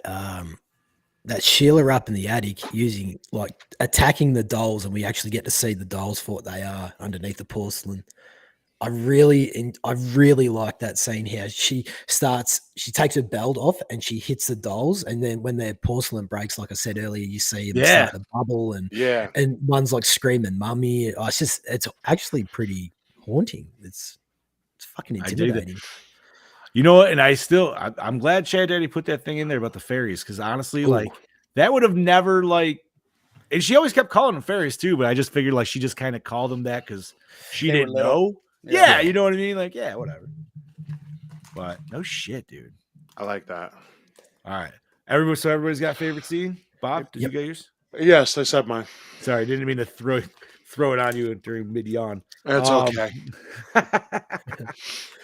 Opening scene hook you in. Oh, yes. Yep. Well, the teddy bear scene near the start did.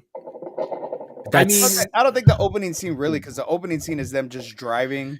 Oh, that's right. And the mom or the stepmom almost hitting the two girls and them getting stuck. I still liked it though for comedic reasons of him like trying to push the. You know what I mean? It was I kind of forgot. I forgot that the opening scene is not the Teddy kill like just yet. Like it's a little. It's close. It is close, but it's I'd say yes and no. I guess. Soft yes. Soft yes. Flaccid yes. I think what sells it for me is the little girl giving cheek back to the stepmother in the back seat. Ooh, yes, she does. That was good. You're not my mom. Yeah. You're not my real mom. No. Ooh, that was good. Yeah, because you know what? Honestly, it's good setup for these characters because like instantaneously, even before she gets to the point where the mom like throws the bear out and shit, like you're already getting a good setup for these characters of like, okay, this family dynamic just sucks. Right off dysfunctional. Yep, this poor little girl. All right. Most attractive character. I don't have an answer for this. And I'm not calling girl. I'm blonde. No. Honestly, if you just take off the makeup, I'm gonna probably have to agree with Steve. She's hot in the Aha video. I mean, yeah. No, the short-haired one was in the Aha, right? No, the blonde. Wait, I thought it was the blonde. Yeah. The blonde. Oh. Why did I think we wrote it the other way? All right, never mind. I'll take your word for it. Either way, I'm still gonna go with her. I'm going with nobody. Even me and my girlfriend had this conversation. She's like, "So who are you choosing?" I'm like, "Nobody." So nobody for me. I mean, maybe Hillary. She's kind of hot for an older lady. Dollar up a little bit. That goes by like one term of gum job. Like, oh man, she's got that witch energy, bro. Like, we got that witch. I like how we're justifying it. If she's a witch, she could probably turn herself to look younger. That's true. She probably. Oh, absolutely, bro. So hypothetically, her then. She could turn herself into a sex doll. You're fucked up, but I like it. They could turn you into a sex toy. They could turn me into a sex toy. Yes. Yeah, fuck the doll. That's for her though. Right? They'd be like, "Hey, meet Woody," and it's not one from Toy Story. And here's Buzz. Buzz, yeah. There we go. I'm Buzz. You're Woody. Okay, so did the score set the mood? It's not like a all-out memorable score, but I feel like it sets that fantastical kind of feel for what this movie is. Absolutely. It feels like it's got toys incorporated throughout the score as well, like a little bit of a xylophone here and there. Yeah, just to give it that little fantasy element for children, I guess. Yeah, just like how Child's Play kind of does it. It's always like with a little xylophone or something like that. Like, Yeah. I would give it Something. a soft yes. Okay. Yeah. I don't. Well, there was one song, and I don't know what it is, but do you guys have a best song? There was that one that they played on the radio, but I don't even remember what the fuck it was, dude. No, I think it was just I think people had just sort of conjured something together, or it might have been like something of, I don't know. It didn't even sound like a proper song, but it sounded fucking horseshit anyway. So Yeah, it I'm wasn't the not going with best. anything. No song. It's Agree. just loud noises so we can steal Yeah. shit. All right. So we'll throw that question away. Favorite character? I'm going the doll maker and his wife, dude. Like, I got to go with tag team of that, man. They were I'm they were awesome. I love their aesthetic. I'm gonna go with Ralph because he's just an everyday guy trying to be like, I don't know what's real and I'm trying to figure it out, but let's just go with it. I know that dude was doing a good thing. Everybody's like making him feel like the bad guy or pointing at him like the bad guy. Yeah. Even from the get girl, the girls are making him feel like shit. They're like, "Oh, you probably wanted to pick us up and have a 3-way." And he's like, "What? I'm just fucking picking you." Right in front of this little girl nonetheless, too. Like, yeah, let's keep talking about this shit, dude. Like, what the It's fuck? like, okay, guys, we've had enough of your shit. No, he was a good, solid boy, man, for sure. Yeah, he was. Glad he made it. Glad they did that right with the character. What I do you think got, I'm gonna have Tua? Oh, sorry. I'm gonna go with the couple. I mean, they're a witch and a warlock, just living their best witchy warlock life. Fucking hey, dude. DKB? I'll go a little bit different. I do, as much as I do like them. I'm probably gonna have to go with Judy. I loved how, like I said before, she was giving cheek to the stepmother when she was able to. But also really felt sorry for her at the same time. She was just really good with playing, like just the emotions on her face. Yeah. Really selling it, and also the line delivery and blocking. Oh, dude, her line throughout delivery was each scene. great. It was Yes. fantastic to see. I mean, because when you think about it in terms of directing kids, usually kids rush that shit. Yes. Especially with a film being on a tight schedule like most Charles Band productions. But I thought she absolutely fucking nailed it for what it was. Yeah, fantastic stuff from Judy. All right. Was it scary? You know what? Little child Johnny would Yep. absolutely said yes. Yep. Little me definitely would have said yes. It freaked me the fuck out. I remember. I'll fully admit that. Adult me, no, I love it because it's a fun, good, like just Wholesome movie. puppet mastery kind of style. I don't want to necessarily put that on there, but you know what I mean. Like, But it's but you down. No, Obviously, that's same what we're talking about. producer, Yeah. same production company. Yeah, definitely you, got that. you wouldn't be wrong. Yeah.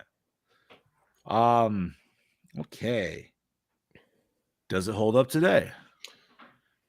I would say yes and no. Yep. Yeah, very Yes, middle. because it's a solid film still. Things effects wise, maybe questionable. Yep. Because I feel like obviously now, unfortunately, it'd be CGI, but animatronics and everything have obviously also come a long ways, and puppeteering too. So I feel even still with puppeteering and stuff like that, you could have a way more solid movie. I don't think you'd have to stop motion so much anymore, but that'd be your CG introduction. It's very rare that a stop motion's even used. Probably doesn't even exist anymore. Mad God, which I've yet to watch still, but I've heard crazy fucking things. I've sat through 3/4 of it. It is very visually entertaining, but there's no cohesiveness. It's just pretty much just you're watching a 30-year movie that's just like, hey, this dude wanted to do it because he could. It feels like a Tool film clip. That's what I've heard. I've heard like it's a 2-hour fucking Tool video, and I'm like, you know what, man? I'll take some fucking edibles and watch that shit. I heard there's like a lot of poop in there. A lot of poop and baby vomit or dicks. I don't fucking know. Like there's some fucking body horror bullshit happening. It's fucking weird, but it's like I said, visually entertaining for what it is. Fair. All right. I think that's on Shudder, if I'm not mistaken. Yes. How was the acting? I think for what everybody played, they spot on. I feel like the weakest out of them were the two girls. Yes. They were the weakest actresses because even the little girl was great. Everybody else was spot on. Ralph's trying to be funny wasn't that Yeah, great. it didn't hit that well, but Yeah, but I mean, it wasn't shit acting, you know. No. it just seemed like he was like an anxious dude who was just trying to make, Yeah, decent with the situation at hand. yeah. The two That for wasn't me, horrible. Judy and the doll maker. I thought doll maker's wife, not so much. She sort of played that ditzy, like off with the fairies herself. But the toy maker and Judy, I thought absolutely were fucking fantastic in this film. Yeah. Dollmaker was definitely solid. Oh yeah. His note reading at the end is the best. And he's all, It's like he goes through it and it's like the dad wrote it and then he's like, yeah, but what about the two girls? Oh, Oh yes, P.S. I forgot. P.S. We took them with us and they're like, wait, can I see that? There you go. In other words, All right. don't worry about it. That's right. Fucking loved it, dude. Nothing, that's not gaslighting by any means. It's called protection. That's right.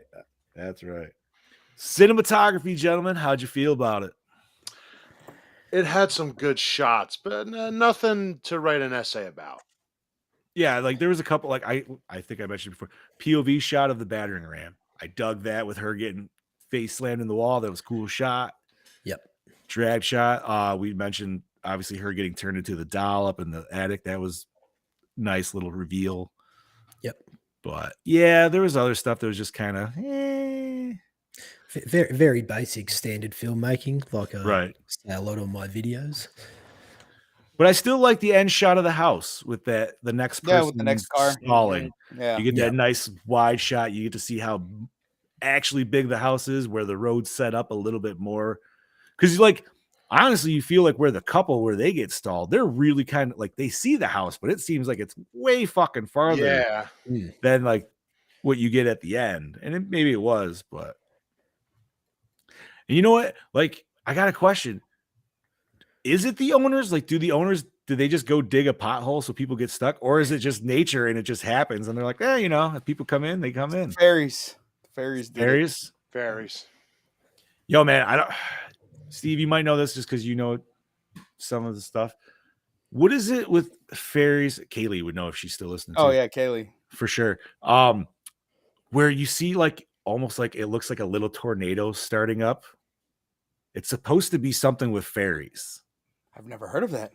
Yeah, dude, that's supposed to be like a fairy. I know the mushroom thing. Where like when you ever, I don't know, it's something. There's different names for it, like a little like devil twister or whatever. But you ever see that, dude, where it's like in a little parking lot, a little dirt devil? Yeah. Oh yeah. Supposedly that's something to do with fairies too, and like the idea or the thought behind it was like, if you accidentally stand in that, you could get essentially abducted by the fairies by that. I'm gonna try it next time. I know, dude. I always every time I heard that, I was like, but I'm like, I wonder if it's one of those situations where you got to do it where nobody else is around, or else it wouldn't work. If I'm not on the show next week, Steve floated away. Steve, let them have you report back as to what's going on. on. Live with the fairies. I bet Kaylee would definitely know what the fuck I'm talking about. Damn, I wish she was here. All right. Okay. And last main question: did we like the premise? Killer dolls. Yeah, dude. Killer dolls. Absolutely. Fantastic. Chad, I need a full tornado. That's not fairies. That's just the weather god. That's Fujin. All right, gentlemen. Recycle, rewind, remake, or reboot. Rewind it. Rewind. Don't remake. I wouldn't mind being maybe a remake, but I don't know how well it would. Or a reboot. Give us the sequel. Ooh. Okay. Yeah. Do the sequel, but give us original material, Hollywood. Sorry. A requel. Yes. All right. I can dig that. Brody? Okay, so like what if you did do a continuation, but like what if like now it's just somebody like breaks into the house because they just see this abandoned house on the road and they're like, yeah, what the fuck's this? And it could just be a couple of dolls because the old lady and the old man are already dolls. Yo, let's put a fucking crazy flip on it, dude. Let's send in ghost hunters that think it might be a haunted house. Oh shit. And do the shit, but then it turns out it's the fucking actual like fucked up dolls. I don't know, man. I think that'd be cool. Judy has grown and inherited the house. She now practices witchcraft. I'd be fine with that too. See, I'd like this film to be a little bit more shorter and then have the sequel idea play into it as well. What would you cut out if you wanted it a little shorter? Where'd you I think? mean, I would cut out. Look, they go into the house. The dolls get straight to the killing. None of this pussyfooting around. Straight into it, and then have like maybe potentially the effect on Judy that it's taken emotionally, and then have it push forward into the future a little bit more, and then have it that these dolls rock up on her doorstep, and then all this trauma and paranoia starts coming back. Really get into the character development of like emotions, and then maybe that she has to actually go back to the house where all this shit happened as a traumatic experience as a kid, and then play it with the idea that she ends up inheriting the house and then she ends up doing the witch magic or whatever the fuck you want to call it, all that sort of stuff.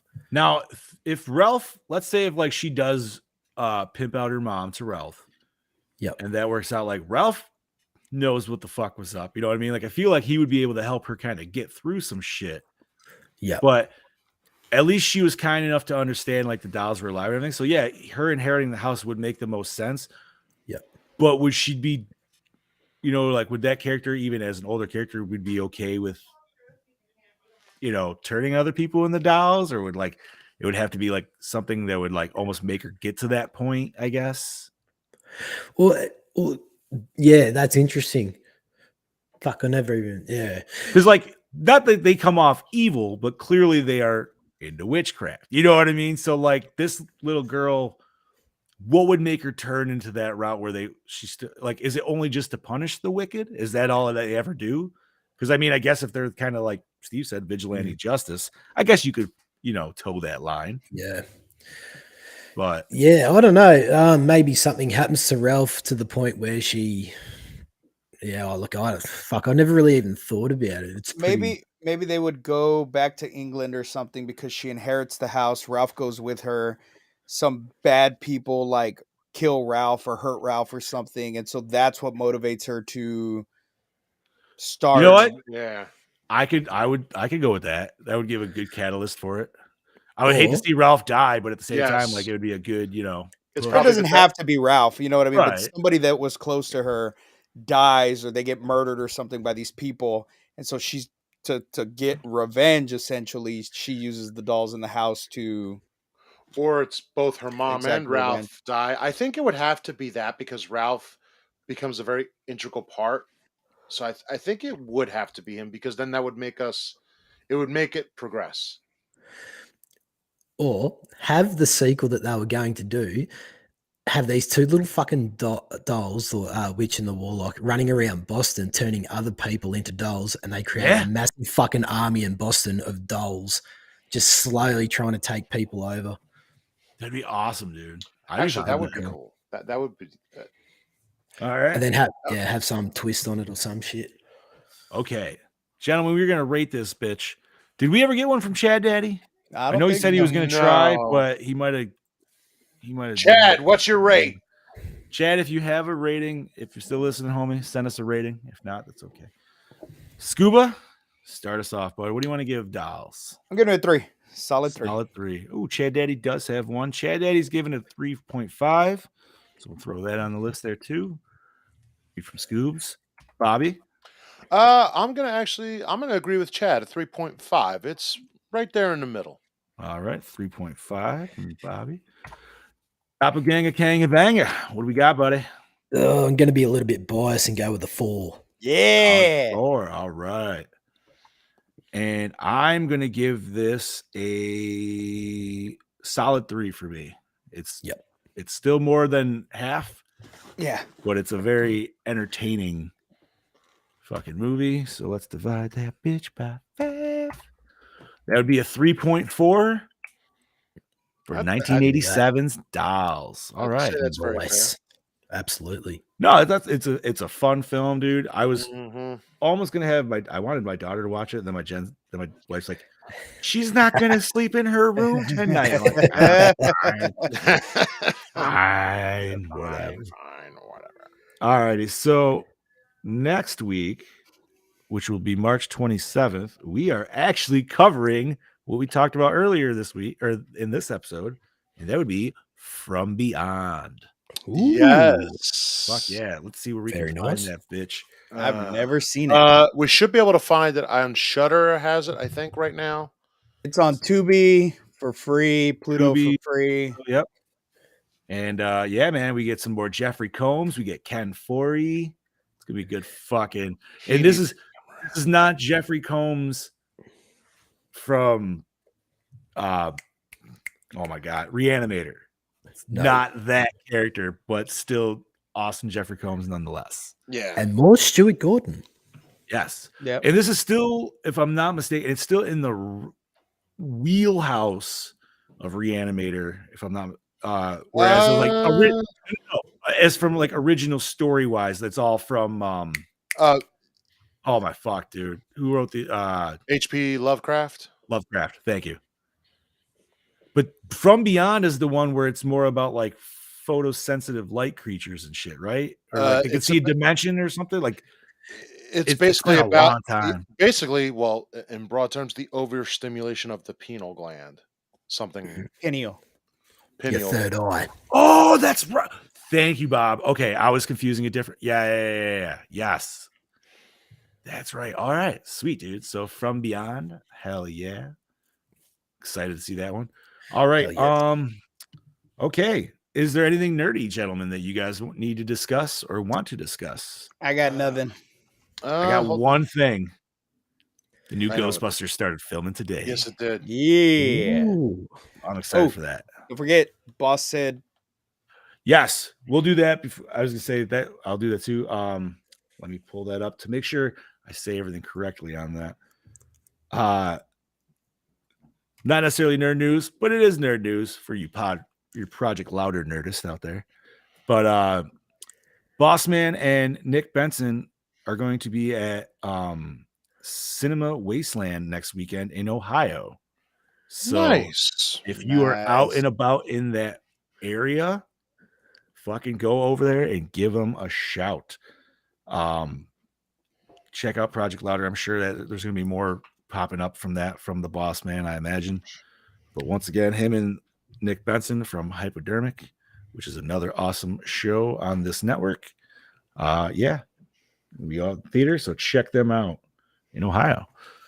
Let's see, anything else nerdy? I feel like there was something, and I'm fucking brain farting right now. Well, I know. I mean, we were talking about Scream, but I will say this because it's good for Scream and the horror genre. Scream 6 just became the 5th Scream movie to pass the $100 million mark. So, as much as we could be divided on it, congratulations to the movie for making it past that mark so far. Like I said, man, I'm still down to support horror in theaters, man, for sure. Because that's the only way we're going to keep getting it, too. I will support horror until I'm dead, rotting in a box. So, however, the next big one that's coming out in theaters, I am all fucking juicy about. Evil Dead Rise, baby. Yeah, we only got a couple weeks away. They did a special screening. What show was it? They did do a special screening at South by Southwest. Yep. And somebody in a Scream mask stood up and said, "This movie fucking sucks." Yeah, that's also the person who's a Scream Bruce Campbell told him to go fuck himself. You get the fuck out. You kick your ass out. Yeah. Great. Yeah. A person in a Scream mask says it's fucking sucks. The only thing that worries me about Evil Dead Rise is Rotten Tomato gave it a perfect fucking score. Whenever critics give a horror movie a perfect score, I am very weary about it. It scares me because it feels like it's paid advertising at that point. And so once the audience scores come out, that's what I pay more attention to, the audience score. Absolutely. I'm gonna go watch it regardless. It's fucking Evil Dead. I'm gonna go watch it regardless. But the fact that they're pushing that 100% on Rotten Tomatoes puts a bad taste in my mouth because I fucking hate Rotten Tomatoes already. And I'm glad you're that because it smells like fish. Yeah. It smells like fish, dude, because it's like, no, bro. No horror movie has ever come out, let alone any movie mostly, with 100% rating across the board. No. Yeah. Body Melt. Oh, yeah. Yes, it did. No. I mean, I never go based on really very many reviews. I don't pay attention to Rotten Tomatoes. So I'm going in with it like, look, I'm going in. This is Evil Dead. If I get what's Evil Dead and some new things that are really good to this, I'm gonna enjoy it and I'm gonna like it. Maybe they're mixing it. Maybe it's gonna be a full bag, dude. Maybe they're gonna mix it with some elevated horror, dude, with some old school fucking just like nastiness with the 2013 grime. And I don't know, dude. Maybe it is the full fucking package, bro. I don't know. I We'll I see. hope I would love it if it is. I mean, and it's a whole new ball game. We've never had Evil Dead in the city, so we'll see what That's happens. that's why I'm like, as a series, we know series have went to cities before, but for that series, for a city, all I smell is all out mayhem. See, I kind of almost hope it goes to that point where you like the whole movie is gonna feel like it's contained Into in that this apartment. building. Yeah. Right. Until the end, and then you get some pan out where it'd be like almost like Dead Space, where you see like the artifact just fucking over the entire fucking city, and you're like, oh fuck, this is so Yeah. much worse, dude. Or it's gonna be like the alternate ending to Army of Darkness, and it's like, oh shit, we're in a whole nother dimension. I love the director's ending, dude. I know a lot of people don't, and it would have totally ended the series for that reason, but Yeah. I don't know, man. And- It also made sense for that. Imagine for a fact that this is in the same universe as Army of Darkness, because there is 3 books in Army of Darkness, and Yep. Bruce Campbell did say that they are out there somewhere. The 3 books of the Yeah. Necronomicon are out there. So imagine if at the end of this film, you go outside, there's the whole apocalypse happening in the city. This is the exact same time that Bruce Campbell wakes up in that deleted scene of Army of Darkness, and he sees the fucking city turning to shit. Dude, That'd Imagine be if that fucking was the cool. tie-in. so wait, sorry, I was just reading Heather's thing. Heather, you didn't like 2013 with Mia? I Yeah, thought Mia was awesome. Yeah, dude. I was ready to It's be awesome. like, well, 2013. Well, I mean, and Granted, that she was kind of a different protagonist because she was Yeah. evil until like almost the last third of it. yeah. So I get the kind of maybe that was But see, I liked that change where she I did wasn't evil, too. but then she turned evil, but then she turned back. I loved that. well, I like right because like yeah, they set up the brother to kind of be Bruce Campbell, but let's be honest, dude. Bruce Campbell, even in the first Evil Dead, wasn't all fucking that. You know what I mean? Yeah, He exactly. wasn't. He wasn't Ash then. He was Ashley. And Yeah, he it was a Ashley. totally He was different not fucking Ash. character. He was an No. Ash until part 2. Right. And he really didn't even fall into full Ash role until Army of To Darkness. Army let's of be Darkness, honest. baby. That's what we call pillow talk, baby. Give me some sugar, baby. Fucking hey, dude. No, that I cannot wait for Evil Dead. That's gonna be fantastic. What's the release date on that again? Was it April? April? It's the third week in 21st. April. Yeah. Dude, I'm going to see that opening night. I'm gonna be like, come on, honey, we're going. So definitely that's coming out. I'm trying to think, was there anything else coming out? Nothing that stands out, least to me. So I got nothing. I feel like there was one other horror news that I was gonna mention, and I'm brain farting on that now. So I apologize. Well, if you guys have nothing else, I say we can wrap this shit up and we will call it a night. Let's do it. All right. Absolutely. Scuba Steve, you want to start us off, homie? All right, ladies and gentlemen, as always, I'm your host with the ghost, the prince of the paranormal, the duke of the dead, Lord Scuba Cabra, saying Happy Persian New Year to all of you that celebrate Persian New Year. Oh, nice. Nice. This is your killing machine, Bobby and Moan, saying join us next week for From Beyond. Have a good night. That's it. This is your doppelganger Kanga Banger all the way from the land down fucking under saying thank you for having me again, gentlemen. It was a blast. Thanks for being here, homie. Yeah, and thank you, Chad, in the comments for thanking me for jumping on today. And yeah, I hope everyone out there in Radio Land has a fucking fantastic weekend, and I shall catch you mother lickers next week. Hell yeah. And I'm your Fluff Master Supreme, Big Johnny D, reminding you once again, if you are out in Ohio, check out Cinema Wasteland. Look for the boss man, Mr. TJ Bowser, and Mr. Nick Benson from Hypodermic from this beloved channel. And go say hi, give them a smooch, take a picture, tell them they suck. Whatever, dude. Just interact with them. Go say hello. Give them Start the a fight. loves. Yeah. Don't tell TJ. No. But no, go say hi. Go check them out. Check out the event. Good to have a good time. But once again, thank you, Gorehounds, for joining us for another fantastic episode. This was 1987's Dolls. Like Bobby said, join us next week for From Beyond. And with that, adios, cheese bags. And remember, stay fresh.